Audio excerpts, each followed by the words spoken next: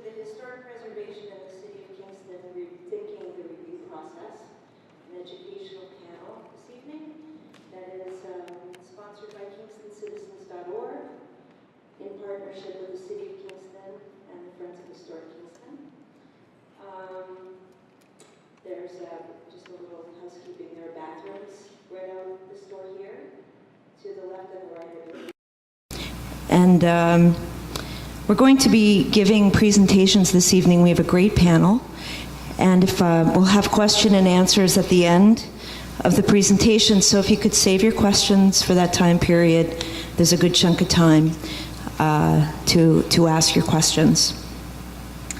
So my name is Rebecca Martin. I'm with KingstonCitizens.org. KingstonCitizens.org was established in 2006, so we've been around for a long time. We're a nonpartisan, citizen-run, community-based group committed to improving the quality of life of Kingston residents through accountability and transparency of local government, citizen participation, and empowerment through projects, education, and advocacy. And it's a pleasure to be here tonight. And as I said, we're doing this in partnership with the City of Kingston and Friends of Historic Kingston, which really helped us to create the guests that we have this evening. So, just to get underway, I'm going to introduce our panelists. You have an agenda and some brief bio items of our panelists. And I'm going to start at the end here, where we're waiting still for one of our guests, Erin Tobin. Erin is from, excuse me, she's the Vice President for Policy and Preservation, and she's from the Preservation League of New York, and will be here shortly. We have Linda Mackey, who's here this evening. She's from SHPO, the State Historic Preservation Office, and the CLG representative for Ulster County, certified local government. We have Kevin Mcevoy here this evening. Kevin serves on many things in the city of Kingston.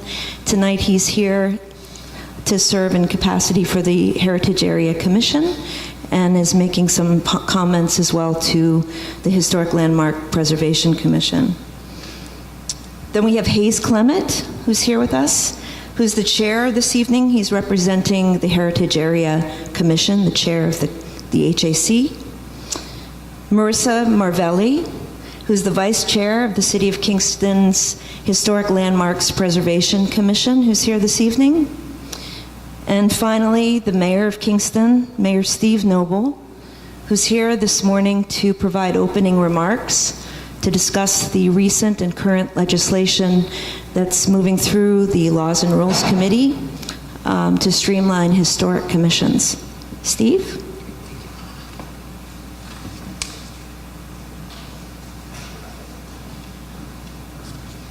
Well, thank you, everybody. We're really excited to be able to host this workshop here in City Hall this evening. I think I first want to thank Kingston Citizens and Rebecca. I can't believe it's been 12 years for Kingston Citizens already, and I think that's when we first met in 2006-ish.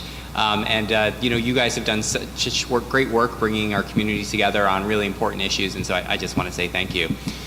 So tonight we're here to talk about historic preservation and how individuals in our community, one, learn about historic preservation, and two, learn about the process and how folks who live in historic districts, own historic homes, or are just interested in historic properties can learn more about the process, but also learn more about some of the ideas that the city has developed over the last few years to potentially combine the energies of our Heritage Area Commission and our Historic Landmarks Preservation Commission.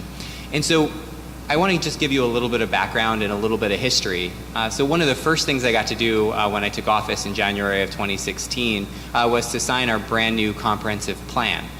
It was something that was spearheaded by our city planner, Sue Cahill, and many of you who served on the steering committee of that plan and worked really hard to develop our 2025 vision. As part of that process, we laid out also some goals to be able to achieve in terms of historic preservation And one of those was to potentially look to combine our two boards that focus in those areas to create a more streamlined process.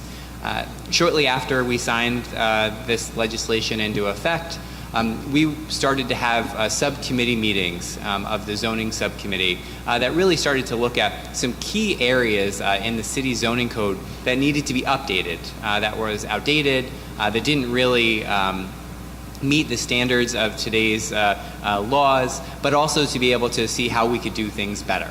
And one of the very first parts of that process was to revamp our zoning code. And so there were a few public meetings, legislation was developed, legislation went to our Common Council, a few more public hearings, and in the end we were able to revamp our zoning code and bring it into compliance with today's state standards. One of the other types of projects that this committee, as well as our consultants at the time, worked on was to potentially combine our different zoning areas in the city. We have about 23 different zonings across from residential to multifamily to commercial to industrial, and the goal was to reduce the number of residential and be able to have an easier and more understandable zoning code. That's something that has been talked about and is still in discussion. Another area that came up as part of that process that, again, we still have some additional work to do on is the concept of strengthening our planning board process. And so there was a whole lot of information and discussion about how to strengthen that process. And again, that's another piece of the puzzle that our consultants recommended that we move forward. Again, we're working on that and hope to get some of that information to our Common Council soon to be able to start the public process. But one of the last things that we're going to talk about and what the topic of tonight's conversation is that our consultants recommended through this process to take our Heritage Area Commission, our Historic Landmarks Preservation Commission, and see if there was a way for us to be able to have two boards act as one, to be able to serve the future generations of Kingston. Thankfully, Kingston has a long history with preservation. It's a lesson, unfortunately, that we had to learn because for many years, Kingston didn't have preservation and didn't have the concept of reviving these historic buildings as something that was important. And so we lost many treasures. If you look at the Roundout today or watch the really wonderful movie, Lost Roundout, you can see what happened. But you can also look just down the street at the post office and many other historic buildings in the city that was lost before many of you stood up and said enough is enough. And you know, a lot of that credit goes to the Friends of Historic Kingston and others who really said, you know, we have to value preservation here in the city. And for many, many years, we've done a great job. If you look around the city today, you will see buildings that have been preserved and rehabilitated and turned into new uses for the 21st century. And that, I think, is a credit to all of us. We can only look just a year and a half, almost 2 years now, to the Booth House on Wilbur Avenue, where, again, we almost lost treasure. But thanks to the community, thanks to some amazing donors, and thanks to our partners in the historic preservation world, we were able to save a structure literally from the wrecking ball. And I think that was a great example of a team effort, and one where we can all share, I think, in the excitement of what that could have and that location may have in our community as we go forward. And so tonight we're going to talk more about historic preservation and its role. My kind of closing thoughts was to just kind of give everybody a little bit of an overview of our next steps. As many of you have heard by now, our Corporation Counsel's Office, taking the work that the consultants did late last year, we were able to develop a draft of a proposed legislation that does combine those two boards into one streamlined entity.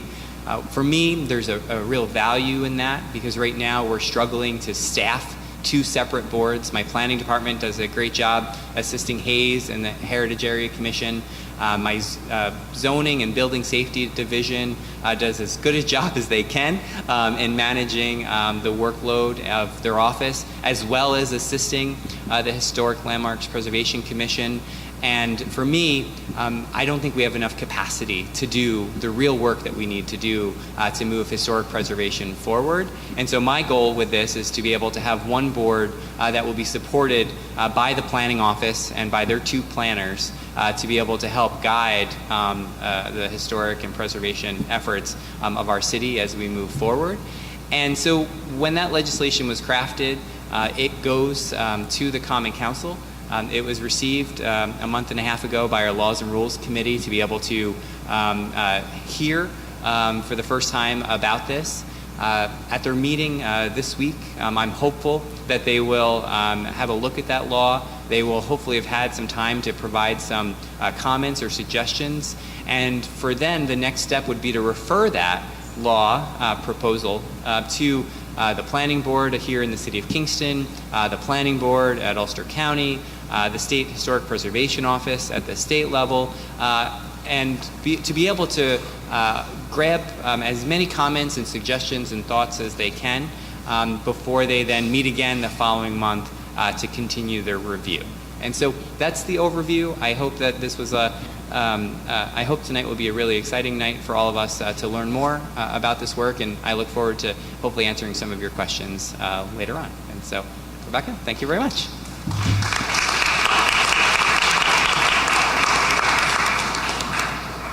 Okay, our first presenter tonight is Marissa Marvelli.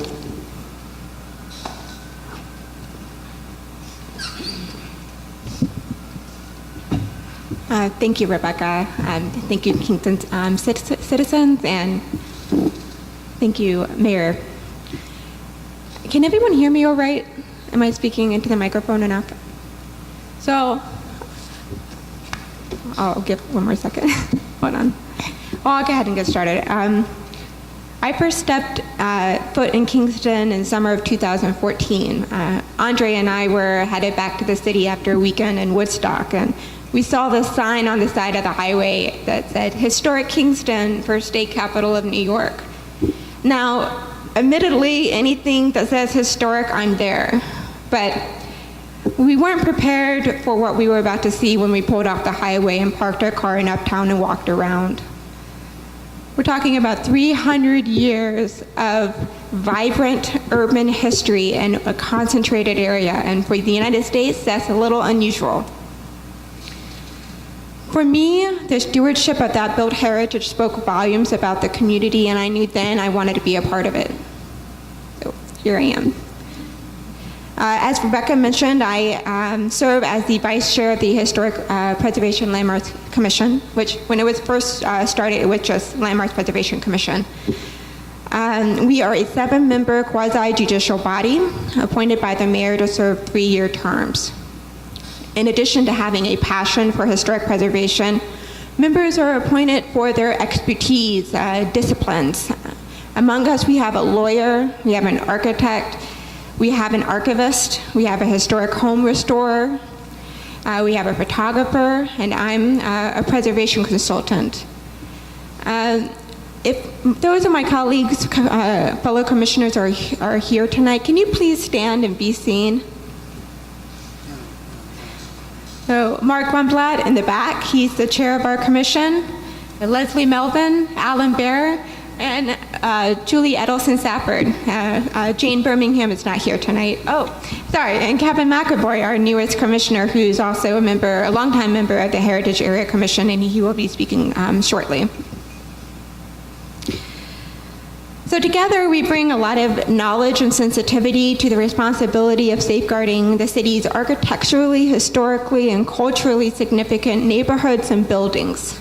We meet the first Thursday of every month in that room outside the chambers. So our responsibilities include conferring landmark status on significant properties and districts, which must be ratified by the Common Council. We also review changes to protected properties. We issue opinions on secret action, that's the State Environmental Quality Review Act for projects receiving government funding. And we also direct the undertaking of surveys and historic resource studies, which is a requirement of being a certified local government. And Kingston's been a certified local government since 1986. And Linda Mackey from the State Preservation Office is here to talk more about that program. But in short, the program makes Kingston eligible for grant opportunities, technical support, and training for commissioners. 6 of us attended commission training in Albany just 2 weeks ago. So the majority of our meetings are spent reviewing applications for the preservation notice of action. Yeah. Most municipalities call this a certificate of appropriateness. The word appropriateness is fundamental to our decisions regarding the treatment of historic properties. Is this appropriate? That is the question we ask at most meetings, or all meetings. Is it appropriate to enlarge a secondary entrance? Is it appropriate to add a second story to what was historically a single-story porch? What is the appropriate scale of a new building so that it doesn't upset the balance of a historic streetscape? While possible answers to those questions might seem subjective, our decisions are guided by principles set forth in the Secretary of the Interior Standards for the Treatment of Historic Properties. As I mentioned, we are quasi-judicial, which means that our decisions are legally binding, and applicants who disagree with our findings can appeal. In order for our decisions to hold up in court, we must follow procedures that set forth in our enabling legislation, and our reasons for our decisions must be clear and grounded in our rules. It's not always easy. Our meetings can often last several hours or more. Applicants don't always leave happy. Commissioners don't always leave happy. But we always strive to engage applicants in a productive dialogue. We listen carefully, we ask questions, suggest other considerations, we give clear explanations for our thinking, and we provide guidance and information wherever we can. On the whole, our meetings are substantive discussions about moderating change. What is of value and what do we let go? It is a never-ending negotiation, this business of preservation. Our decisions must take the long view if we are to preserve the city's special character for the next generation. So what does it matter if one historic window is lost? Well, beyond the physical evidence of history, all these details contribute to the larger ensemble of a historic neighborhood. Its spatial structure, its continuity, its texture and depth. It's the general feeling that orientates us in time and space. That sense of place is what drew many of us here. These specialized, it's what inspires artists and entrepreneurs, and it was drives important economic engines for our city, that's tourism and specialized building trades. Historic buildings are often at the heart of our most exciting development projects and the backdrop of our annual community events. The Quanagram Block Party, the Artist Soapbox Derby, the O Positive Festival, the Burning of Kingston. Okay, that last one's not every year, it's every other year. Our historic fabric should be treated as a precious resource, like water and air. It's not renewable, and buildings don't preserve themselves. Historic buildings necessitate more measured approaches. 50 years ago, city leaders recognized the public good of preservation when it drafted its first preservation ordinance. In the face of destructive urban renewal efforts, Friends of Historic Kingston was formed to rally the creation of a citywide preservation program. They galvanized support for the creation of the Lamberth Commission, which was established in 1966. The commission designated its first 5 buildings the following year, all of them in Uptown. And from 1970 to 1974, the commission worked closely with the Common Council's Laws and Rules Committee to create the city's first historic district, the Stockade, and the laws pertaining to its preservation. Also in 1974, 9 buildings on the West Strand became the National Register Historic District. The local Rondout Historic District was designated in 1979. Chestnut Street in 1985, Fair Street in 1989. Since then, the Commission has undertaken multiple historic resource surveys, most recently Midtown and Uptown, but they have not all resulted in new designations. So of the 4 historic districts, only Fair Street is not on the National Register. Properties in a National Register historic district, or those that are individually listed on the National Register and are in a qualifying census tract, which most of Kingston is in a qualifying census tract, can take advantage of the historic tax credit program, which is a great financial incentive for homeowners and developers who are seeking to do substantial rehabilitation. 75 John Street recently took advantage of the homeowners tax credit. And in a nutshell, the state government will match dollar for dollar 20% of the total qualifying rehabilitation expenditures. For development projects, owners get an additional 20% from the federal government. No extra paperwork is required. The largest one to date in Kingston is the Lace Mills by REPCO. It's not just that the owners who are rewarded through this program, quality rehabilitations benefit the whole community. We all get to enjoy the results. Oh, don't stay there. So more neighborhoods in Kingston should have this incentive. One of the near-term goals of the Commission is to make Fair Street eligible for tax credits. And this summer, we, the Commission, will be completing the Midtown Resource Survey, which will hopefully pave the way for new historic districts. But that map you just saw, I don't think anyone here believes that it represents the totality of landmark-worthy buildings and neighborhoods in Kingston. So we have more work to do. And this brings me to the main point of why we are here tonight, our review process. In April, new legislation was introduced by the city's Corporation Council to streamline the reviews of Landmarks Commission and the Heritage Area Commission by merging them. I'm going to let Kevin talk about the specifics of the Heritage Area program, but simply put, they advise on historic and natural resource areas, including the waterfront. Because some of its review overlaps with that of landmarks, applicants seeking to make a change to the building must appear before both commissions, which no doubt can be a burden. However, the intent of the commissions do vary, as do their review criteria. So the goals of each commission and the purpose of each commission needs to be studied more carefully before simply merging them together. So in addition to the merging, the proposed legislation has amendments, some of which are concerning. One, it removes the emergency designation procedures. This rarely used tool is invaluable when a potential landmark is facing imminent demolition. What the tool does, it allows permits to be temporarily withheld while the commission assesses its significance. And as with non-emergency designations, Landmarks would submit its recommendations to the Common Council, the owner notified, and a public hearing is held.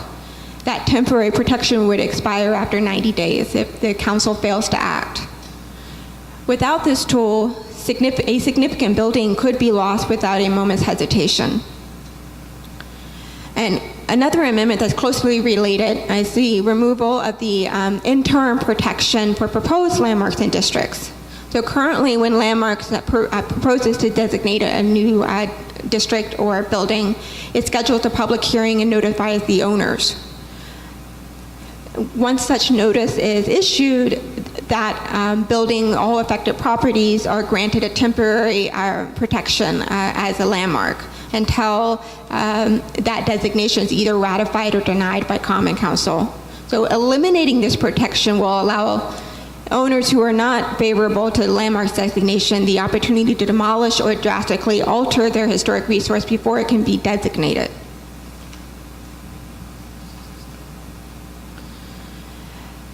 Another amendment is to propose that the planning board have chief say in determining the scale and massing of new construction in a historic district. Like Landmarks, planning board is a citizen-directed review body whose members are appointed by the mayor. In the current preservation ordinance, the review procedures for applications for new construction stipulate that we consider its harmony with its neighbors, and specifically its overall height, roof massing, the relationship between the width to height of their front elevation and its overall height, and the rhythm of spacing of buildings, among other criteria. Most of that's verbatim from the ordinance. Our decisions seek to ensure that there is a balance between differentiation and compatibility of new construction, and in order to maintain the historic character and identity of a historic district, regardless of the parcel's maximum floor area ratio as allowed by zoning. The proposed legislation would force landmarks decisions regarding appropriateness to be subservient to the planning board's determinations. Furthermore, Kingston's current zoning, which is the basis for the planning board's decisions, does not provide a consistent foundation for preservation-minded decision-making. Finally, the proposed legislation calls for a coordinated review between the planning board and landmarks. And this isn't necessarily a bad thing. However, the legislation doesn't spell out the procedures for how this will happen. Currently, landmarks review comes at the end of a review process, at a very late stage, right before building permits are issued. It can be onerous on owners to make changes to their designs at this late stage. However, as I mentioned, the criteria considered by landmarks differs from that of planning board. And I should mention, at present, our commission encourages applicants to come before us as in a pre-application review to discuss their project prior to going through the entire review process, so they have kind of a sense of where we, how we would review their project and decide. It's informal, but it's probably something we could look at doing, making mandatory in the future for new construction in historic districts, that they come to us first before going to planning board for site plan review. So we have been told that these amendments are a starting point. However, removing tools from our toolbox is not a promising start. If we are, as a community, if we truly believe preservation enhances the prosperity and welfare of the city, we should be seeking opportunities to advance and accelerate preservation and related economic development that builds on the city's historic resources. This includes improving the programmatic infrastructure of our existing program. So, prior to the introduction of this legislation, the members of Landmarks have been studying the preservation model law as a basis for updating our existing ordinance. It was developed by the Preservation League and the New York State Historic Preservation Office. Aaron Tobin is here from Preservation League to talk about this in greater detail. This law would not grant us any new powers, but it does offer vastly more clarity than that of our current ordinance. It uses terminology and phrases that are in keeping with national standards, and the designation and review procedures are more carefully spelled out. Such improvements would foster greater consistency and efficiency with the management of our historic resources. So to be clear, having a strong ordinance is only part of the equation that makes for an effective preservation program. And granted, it's a large part. But a strong program is also dependent on a qualified and trained commission that follows the rules and procedures. It's dependent on the code enforcement officer to ensure that the law is being abided by. It's dependent on the corporation council to litigate when the law isn't being followed. It's dependent on zoning that reflects current realities and values of the community. It's dependent on the community to consistently support preservation-friendly policies. And as with any municipal program, preservation needs representation within the administration, and it needs some funding.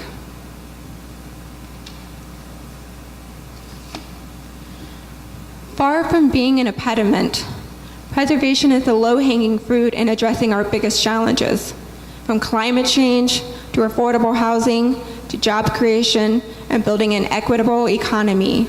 On top of all of that, it gives us pride enjoy, and a rich sense of place. Thank you.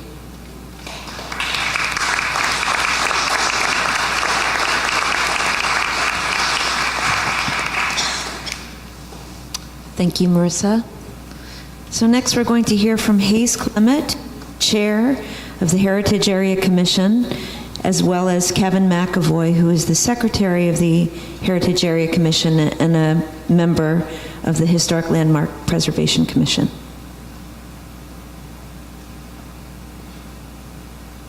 Thank you, Rebecca. Kevin is going to take us through sort of the Heritage Area Commission and what the technicalities and where the overlap is between heritage and landmarks. I just wanted to make a couple of points that I think are important to the discussion. And first of all is how great it is to see this size of crowd here for this discussion.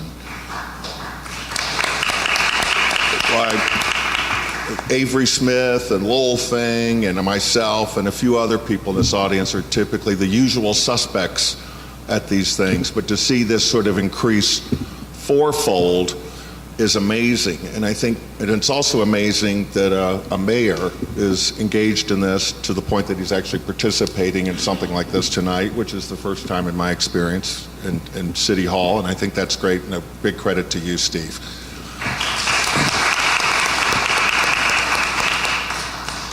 A couple of things, and I speak as in my daytime job as a real estate broker who's marketed and sold a number of historic houses in Kingston and in the county.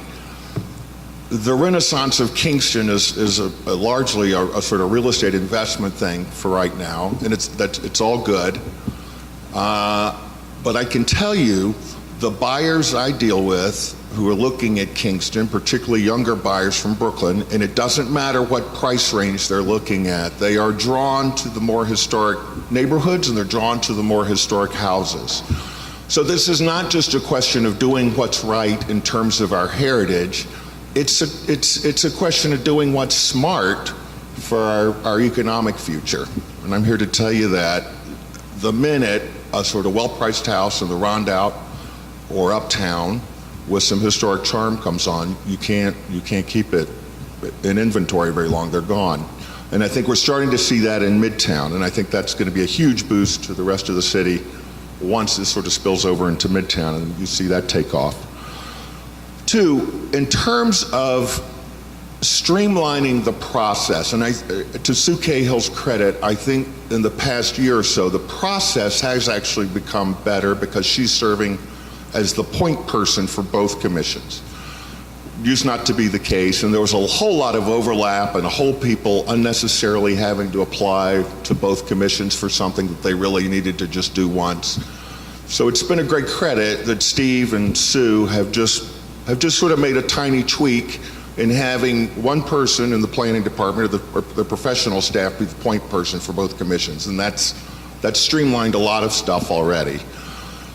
Part of improving this process and part of strengthening historic preservation here is not just about the process or the ordinance, it's about enforcement. And I hope tonight we get some chance to talk about that.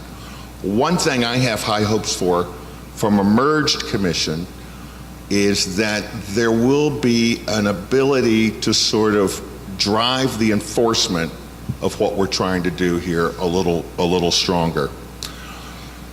Lastly, and this goes back to the real estate questions, we have to think about this, and I don't know that this is directly on point with merging the commissions, but there are other issues at play here that make it challenging for neighborhoods and homes to be properly preserved in historic neighborhoods, and that is the limitation we have on contractors who are coming in and renovating houses and don't necessarily have the skill level or the expertise in historic structures or the materials or the wherewithal to actually do a proper remodeling job, a proper renovation, a proper restoration. So I think that's, when we talk about changing the process and talk about changing ordinances, we also have to give some thought to how we as a community develop more resources along those lines and shape the law that it encourages people to use the proper kind of contract labor. Thank you.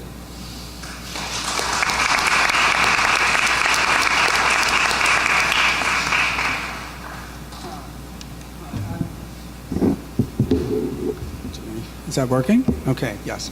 My name's Kevin Mcevoy. I think Hayes had already introduced me as the Secretary of the Heritage Area Commission. Yes?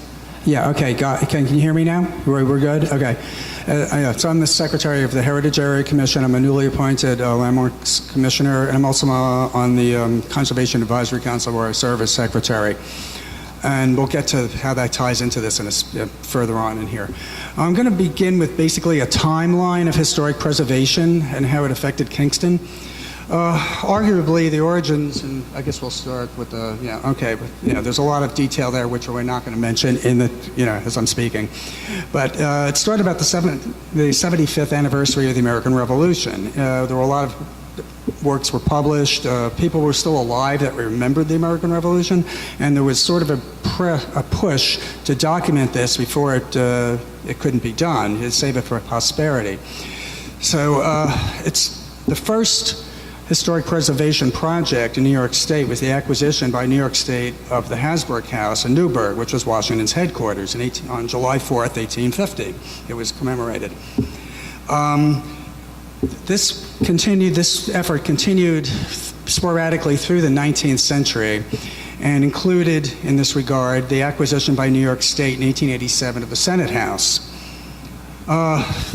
Historic preservation also took a key role during the time of the Fulton Centennial, around 1909, the Hudson-Fulton celebrations. And then in the 1930s, the Historic American Building Survey actually came to Kingston and documented a lot of the buildings in the Stockade District and a few buildings elsewhere in Kingston. That brings us up, I guess we can go 1695, we can keep going, the old Stockade, the old Rondout, and we can go past that. I'll discuss this in a second. Okay, the 1961 Comprehensive Plan. That called for urban renewal, and there was a threat, really, to the Stockade District and to Rondout, both. Rondout went through urban renewal. There were a lot of plans for the Stockade. Most of them did not come to fruition. These efforts, resulted in the formation of both the Historic Preservation Landmarks Commission and just prior to that, the Friends of Historic Kingston. The efforts of these groups, the efforts of their friends, however, was not enough to prevent the destruction of the old post office several years later. However, this building was preserved and was placed on the National Historic Register in the early 1970s. Shortly after that, several other districts were put on. First, Clinton Avenue in the Stockade, the West Strand in Rondout, both of which were expanded later in the 1970s. That's going to bring us up to the Urban Cultural Park, which is the Heritage Area, now known as the Heritage Area. In 1979, 1980, studies were undertaken for feasibility to see if this was a viable project for Kingston. It turned out that it was, and a final report was commissioned which contains design standards which are advisory. And we'll probably we've seen that. The old post office, City Hall is still here. I think we want to scroll down to the Heritage area. We can leave that. That mentions the Heritage area.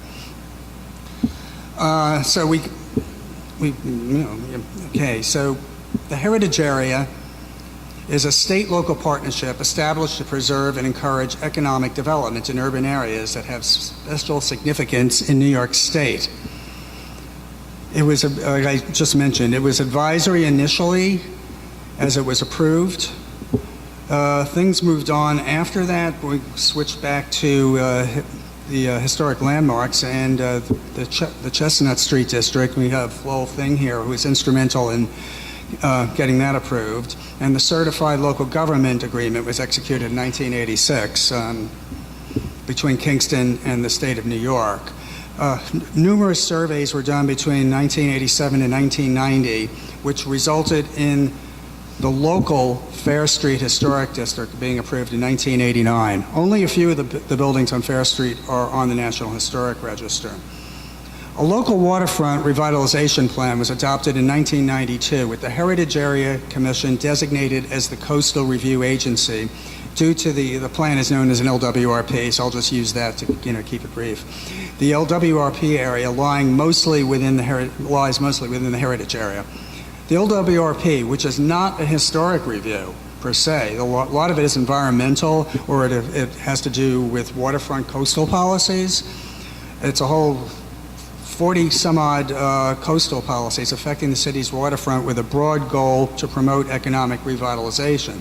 So again, that is not a historic review. It just happens to be in the heritage area, and to streamline the reviews back in the 90s, they gave that to the Heritage Area Commission.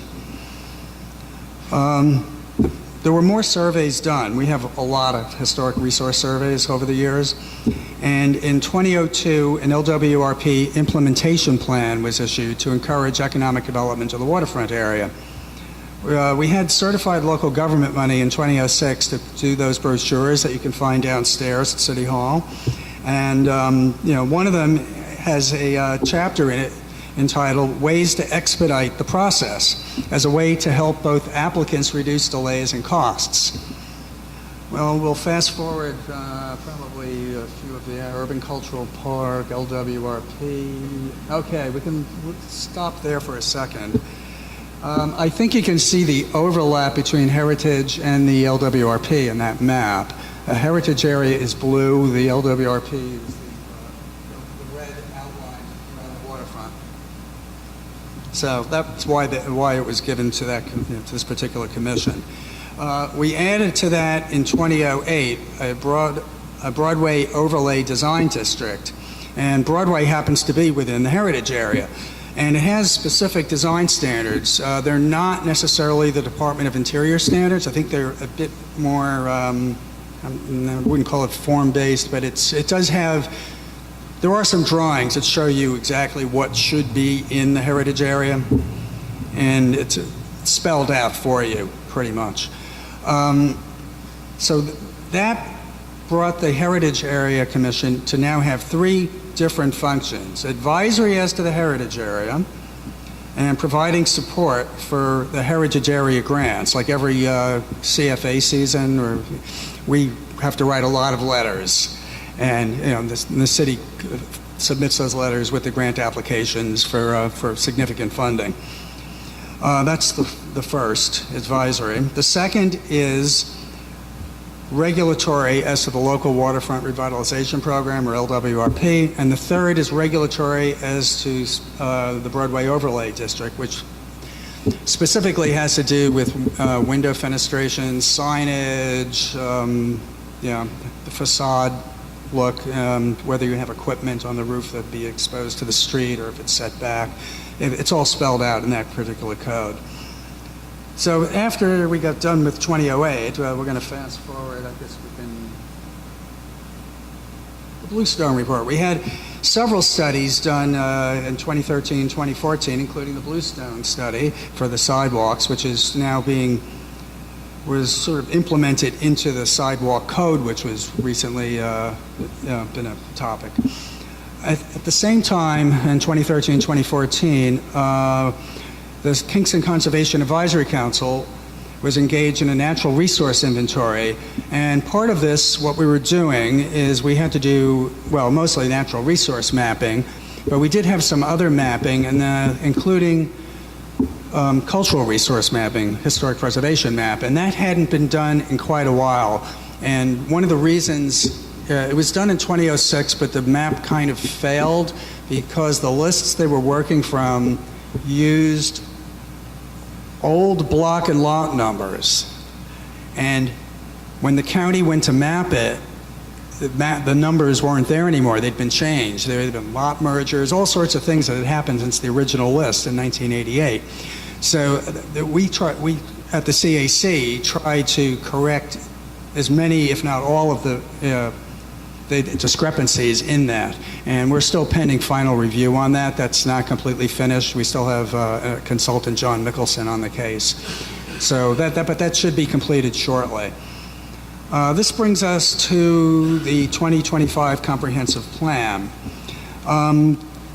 There was a memo in October of 2014, which I think was discussed already, from the planning consultants proposing significant changes to jurisdictional review of historic resources with a view towards streamlining applications. This would include combining the Heritage Area and Landmarks Commission.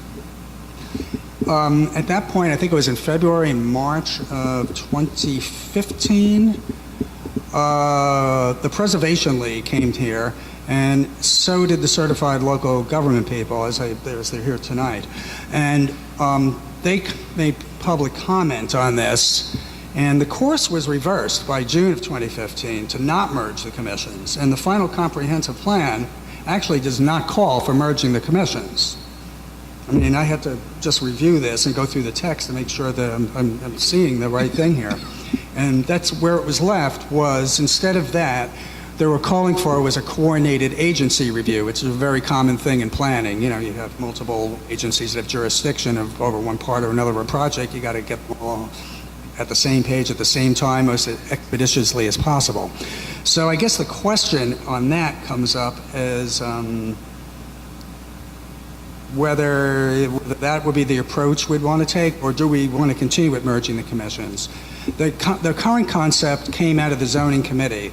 The comprehensive plan was passed in 2016, and then there was a zoning committee that came into existence to consider proposed zoning amendments to be consistent with the new comprehensive plan. The commission merger reemerged during this zoning update process, and in April the legislation was proposed, and that sort of brings us to where we are today. And with that, I'll let you continue your discussions.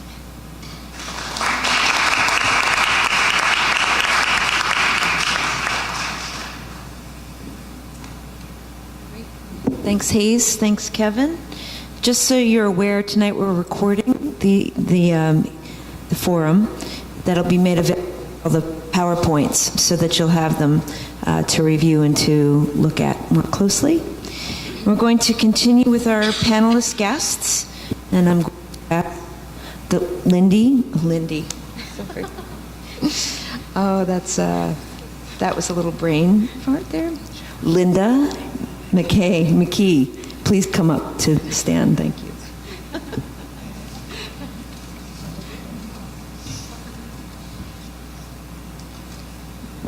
This down a little bit. It's all good with my name. Sometimes it's McKee, McKay, Mackay. I mean, I have a coworker who it's McKay, so I answer to most of them. All right.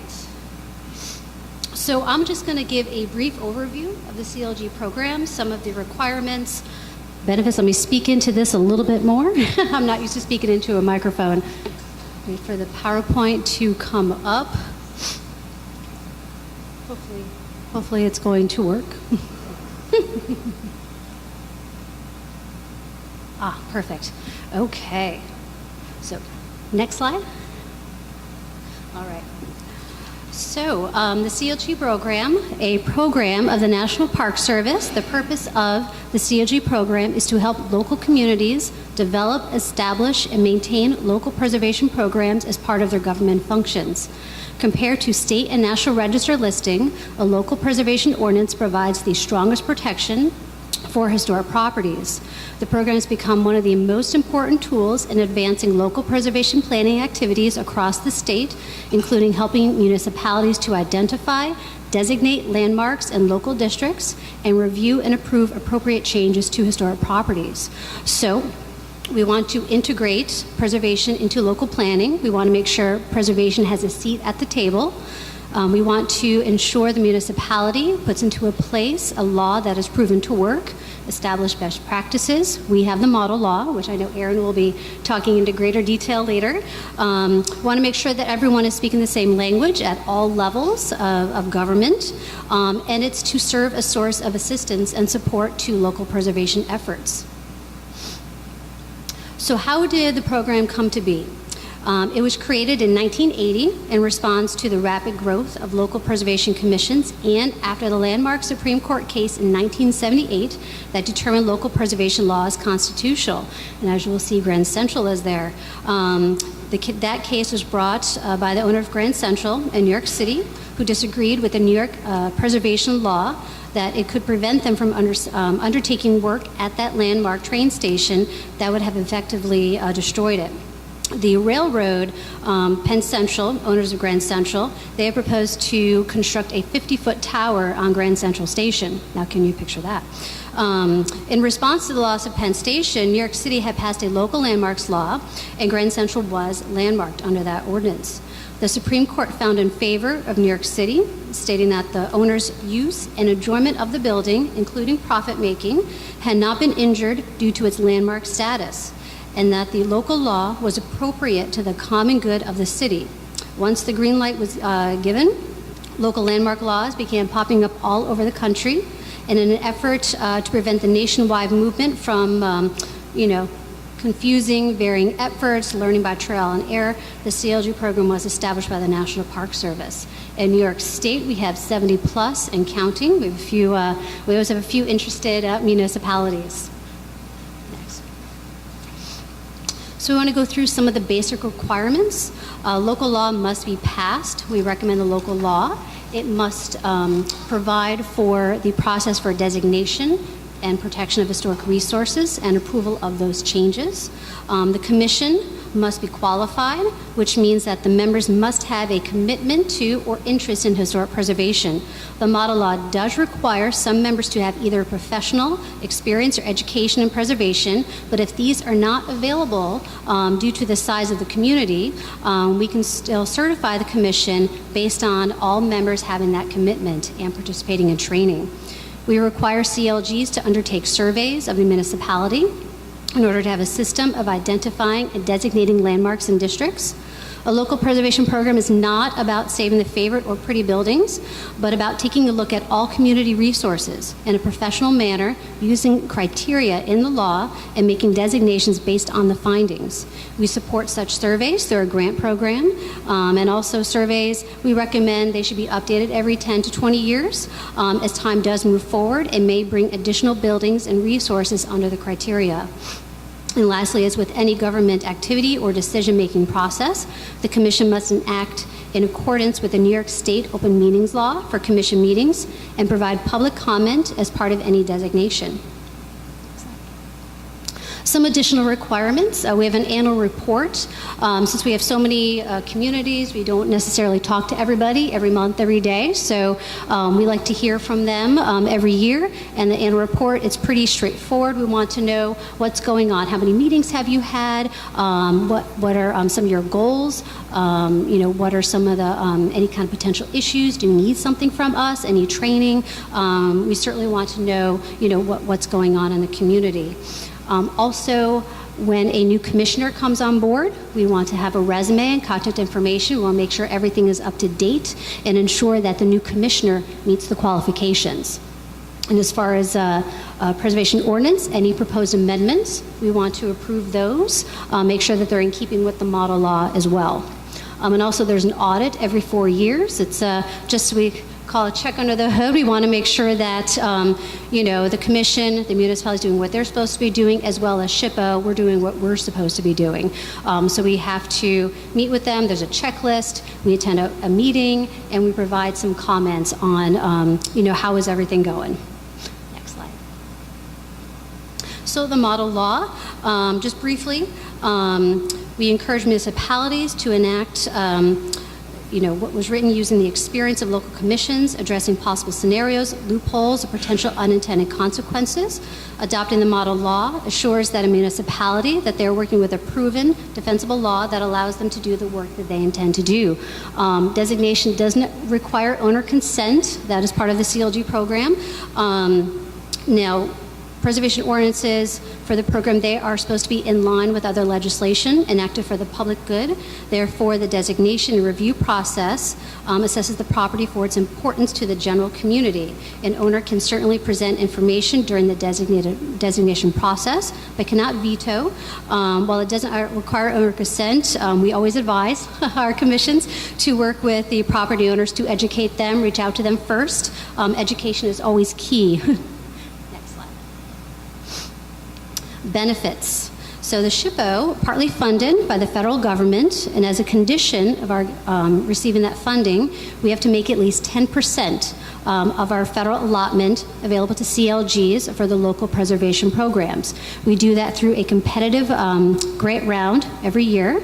The grants typically range from $5,000 to $15,000. There is no requirement, but we do ask applicants to try and put up at least 40% to help making that cash go a little bit further. The match can be in donated services, in-kind contributions, or just cash. Now the grant projects, they should support the work of the commission and the municipality. The best projects move local preservation efforts forward and lay the groundwork for future success of the program. Now that could be survey, aiding in understanding local historic resources, providing sound planning for designation and protection of those resources. And we have funded many surveys. Some communities have used grants to list local properties on the National Register, which can enable the owners to access federal and state historic tax credits and/or grants that they otherwise would not be eligible for. Training is also a good grant project, and now this is more of a regional grant training. Workshops, they can be a creative way to provide public education about preservation. Niagara Falls, they had used a grant to hold workshops for property owners on the appropriate way to repair and maintain porches, roofs, windows, and siding. Greenport last year held a workshop for the public. I presented on the CLG program and tax credits. We had a nonprofit speak, and others spoke on the history of the municipality, their experience in rehabilitation projects, and working with the commission. It also funds publications, newsletters, design guidelines, brochures, and we actually had Village of New Paltz. They recently did a series of videos about their CLG program, the Foundation for Local Preservation, do's and don'ts of repairs, and testimonials of the review process. Now, other benefits, technical assistance. SHPO staff, we work directly with local commissions and municipalities to support preservation efforts. As a member of a CLG, communities can contact SHPO with questions about procedures or particular local issues. You can benefit from the experience and training of staff at SHPO. Staff may attend a general community informational meeting to talk about the benefits of the program, visit a commission to assist in review or process issues, or present training sessions. Next slide. So this quote, I like to add this. It really speaks to, the difference between National Register and local preservation. So historic districts are preserved and enhanced through small steps carefully taken. They know that the collective integrity of individual buildings imparts a distinct local identity. To achieve this goal, however, they must do more than rely on state and federal preservation laws. Historic district preservation usually occurs locally beyond the scope of state and federal legislation. And it really is, as I said before, it really is the strongest form of preservation at the local level, and it makes the most sense. The community decides to enact that law, and they're the ones who administer that. I always like to throw out, you're not the only one down here in this neck of the woods. Some neighboring communities, CLGs in Dutchess Green, Orange, and Ulster counties. We have both Town and Village of Saugerties, Town and Village of New Paltz, Marbletown, the Village of Ellenville, and Town of Warsing. They actually, a couple years ago, merged their two commissions. They have a joint commission. We have Durham, Coxsackie, and Poughkeepsie. So definitely various size communities, but they are your neighbors, and CLGs are more than welcome to share information with each other, because you never know, you might have the same questions, some same issues, and it's good to see what works and what hasn't worked, and maybe have a good networking opportunity. Next slide. So I like to show like a before and after, some reasons why we have protections at the local level. Now this is in Syracuse. This building is not protected, is not local landmark, a lovely classical revival building in need of a little TLC, as you know, as all buildings do. And this is mid-renovation. I'm still not sure how that pediment is still standing with that bracing. It's quite a miracle, I think. Next slide. And now this is after. So while, there might have been some needed repairs, if this had been a protected building, this would not have been the outcome. Because if you see remnants of what it used to be, but think about how this has impacted also the neighborhood. What if this was in a historic district? There's probably maybe several buildings that's pretty substantial residents. You think about how that impacted that neighborhood as well. Now, another example for rehabilitation, that's the treatment that is commonly used with commissions and at our level. You have a row house, very common building type. It has been abandoned. It is deteriorating. It definitely needs a little bit more than a little bit of TLC.